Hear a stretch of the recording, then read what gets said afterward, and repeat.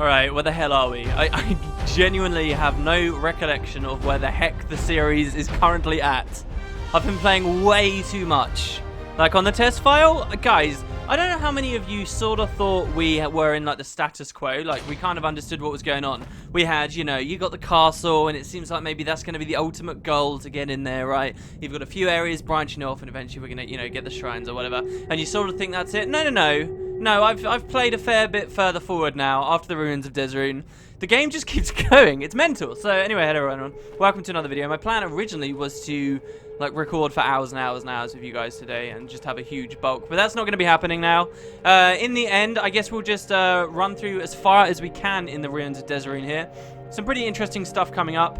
What do we mainly have an issue with at the moment? Some of you guys were talking about our weapons on Lotopatho, and the fact that the Moonblade may be better equipped somewhere else because the Moonblade actually has dex. So for example, if you see this sickle sword, right, does 22 to 68. If we equip the Moonblade, some of you were saying, oh, you know, this could be more damage or whatever because it's actually scaling correctly instead of with strength. But it's actually not true that it's better. It's still worse of a weapon. It's still got, you know, a lower max hit. So we'll do this and then we'll just drop the Moonblade over there. I think that's probably the best thing we can do. Beyond that, I think pretty much everything's okay gear-wise. To recap you all from the last episode, we entered the ruins of Desaroon. We still have 2 bosses to fight in the desert. We left an arrow in the desert. We'll be able to reclaim that, so the desert up here. But we've entered the ruins of Desaroon, and we came to a very simple kind of setup. We walked along for a little bit. There's lots of ups and downs in here, but ultimately we found the other side of a room we initially saw, and by pulling this lever, we actually released a frost elemental and gave ourselves access way back at the start. Now that may seem annoying, like you've got to backtrack a lot, but not really, because now that we can drop down here, I mean, we're pretty much there now, right? We're back at the start. So you want to watch out for the frost elemental. Now, if you guys remember, the fire spell, so fire as an element is just the top left, and the fire shield was to do like a big square around that. Well, the frost spell is the top right. Wait, no, that's lightning, crap.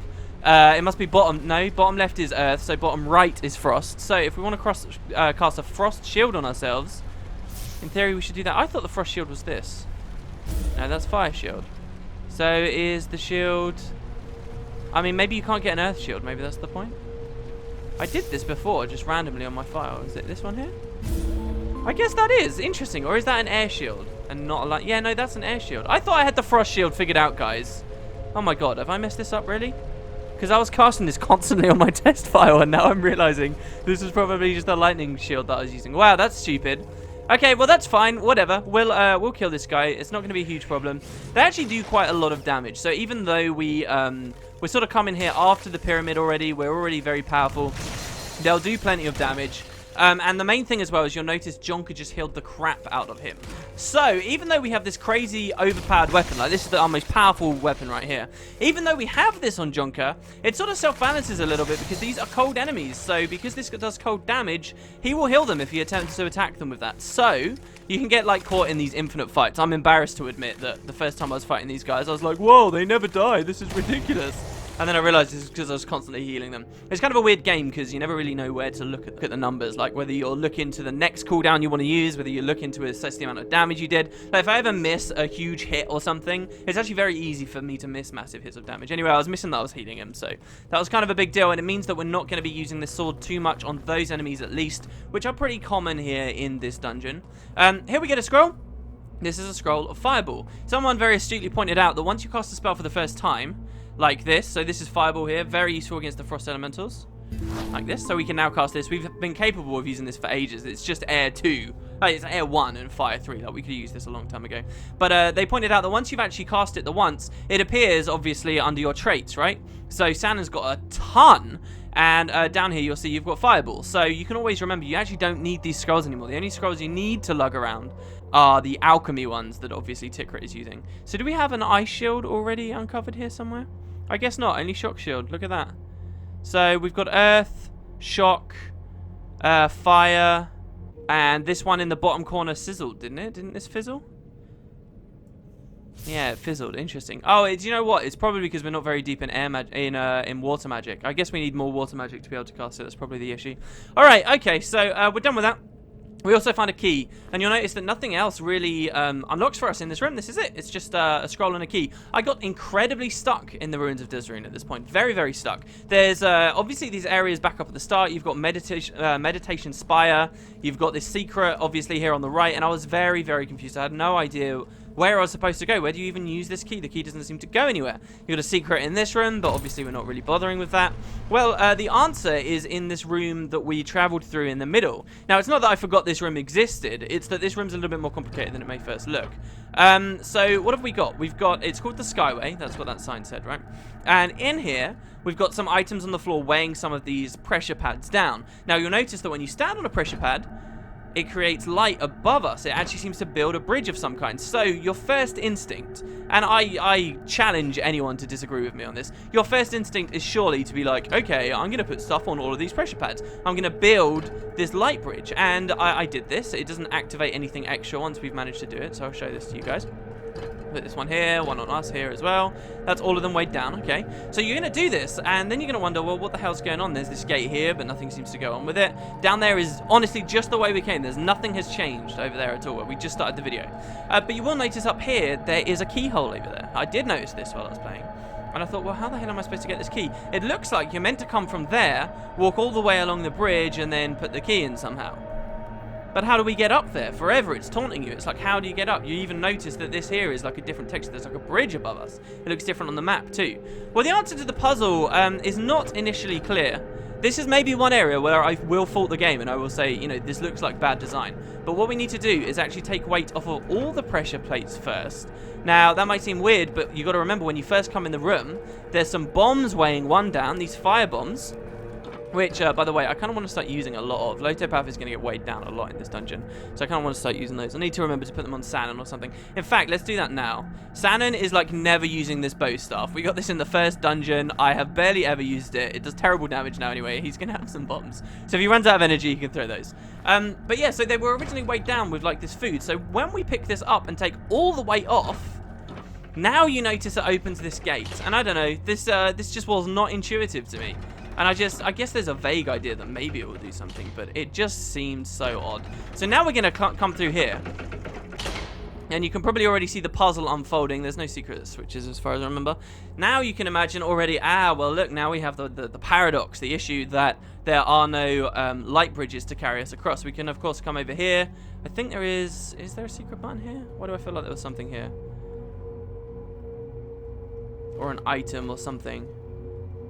I mean, why does this exist if there's nothing here at all? Maybe it is pointless. Okay, sure. So the solution to this puzzle is really not mind-melting.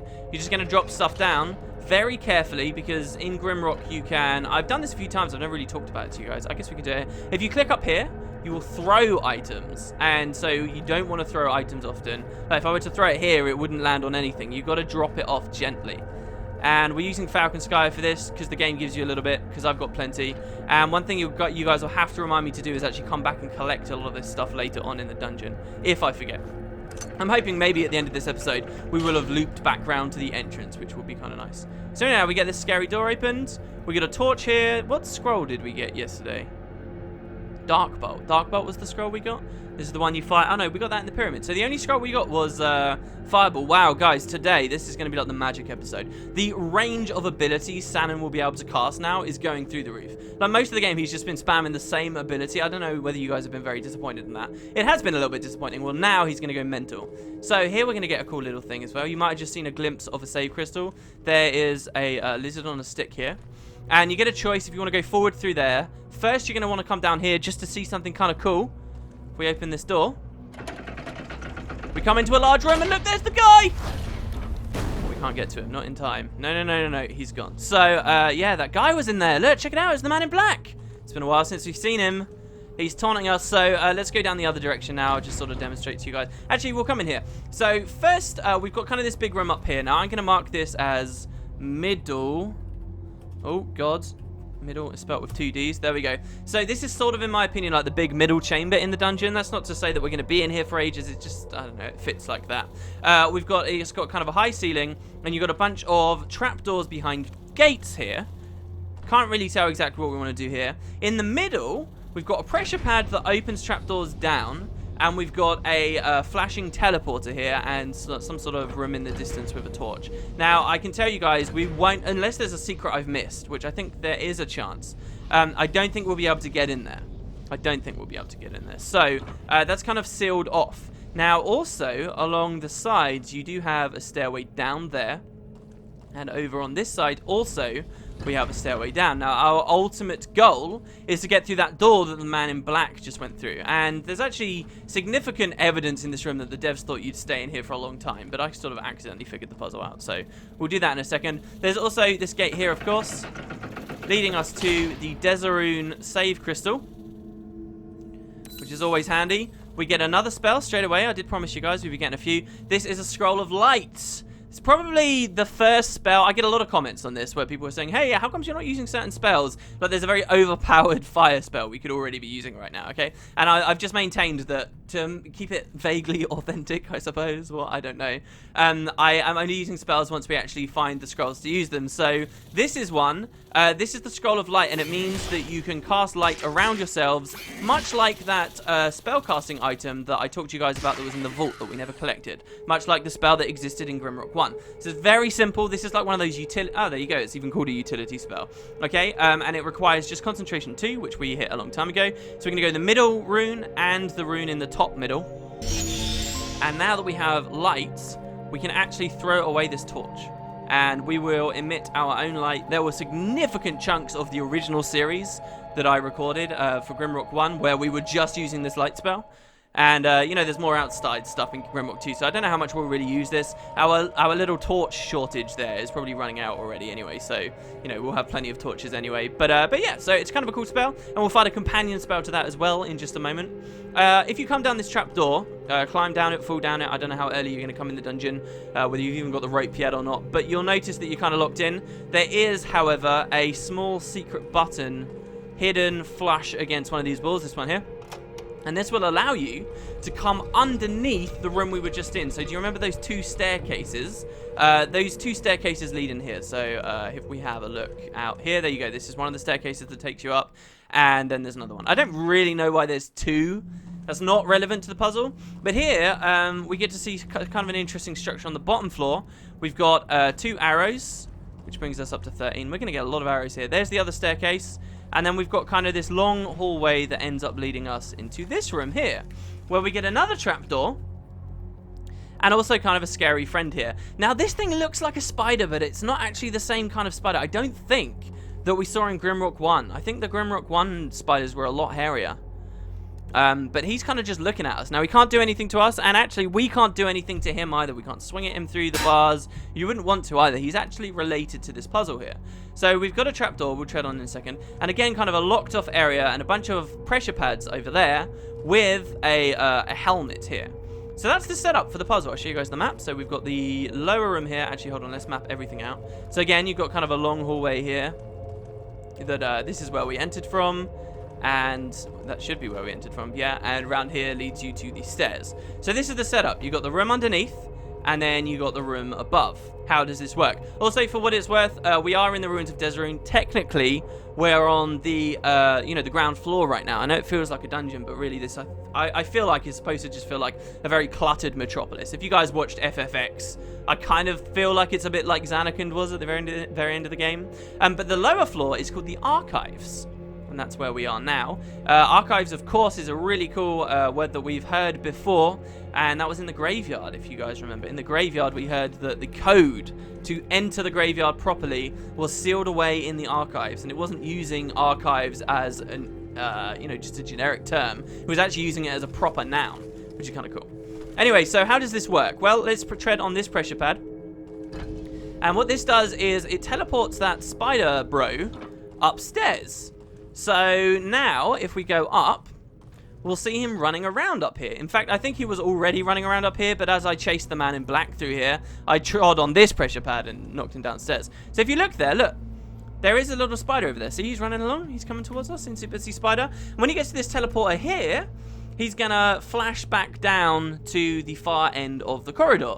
So the question is, what do we want to do? Well, there are 3 trap doors under him right now, and we have control of them, you see, when we tread on this pressure pad in front of us. So what we want to do is knock the spider downstairs while he's over the right area. And the right area is there. The middle one. I believe that should be right. We'll go downstairs and have a little bit of a look. And this doesn't seem to do anything yet for us right now. But by doing this down here, you'll notice that he is now stood on a pressure pad himself. He's not, damn it, we messed it up. Alright, he needs to move 1 more forward. So what we'll do is we'll teleport him back up. And then we'll go back up ourselves. And we'll try and figure this out. It's really not that fiddly. That's the first time ever. I've been through this dungeon twice now, actually. Because I did it once and then I forgot to save and it was all just a big mess. Okay, move forward 1 more time. And I've never really messed it up. Oh, what was that? What was that? He teleported and now he's gone back. I've got to go all the way downstairs again to fix that now. Yes, I see that people are starving, but guys, if there's not combat, all right, you're going to have to deal with it because it's fine to be starving. If you're not exerting yourself, if you're not fighting, if you're not being useful, then you're just going to have to struggle through it. I'm sorry, I'm with Jonker here, all right? Okay, good. We're all on the same page. All right, let's try this again. Here we go. So he needs to move forward once. There you go. And twice. Oh, did that work?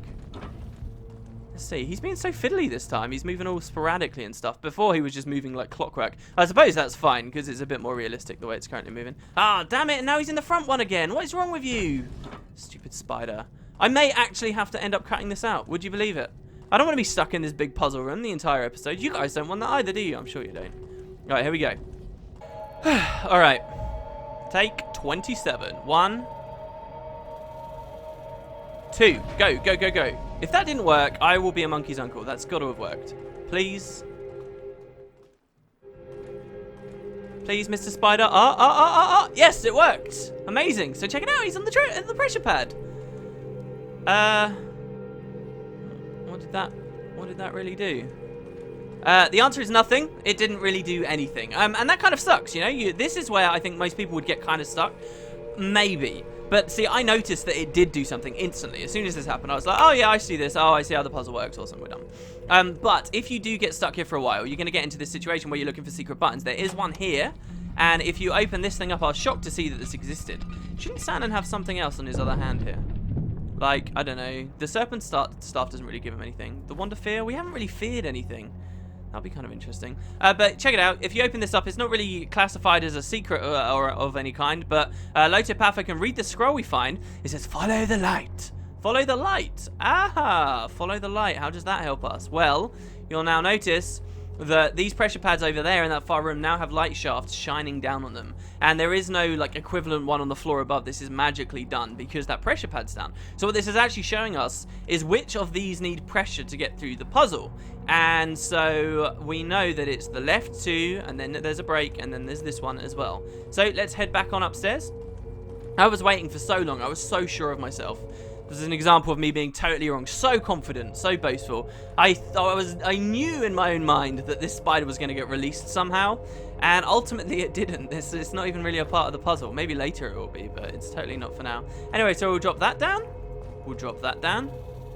We'll drop one of these. No, we wait with that one, and then we wait, and then we drop this one down. So now all of the ones that have pressure have been put down. And if you just wait a couple of seconds, the door opens. And we can run in pursuit of the man in black.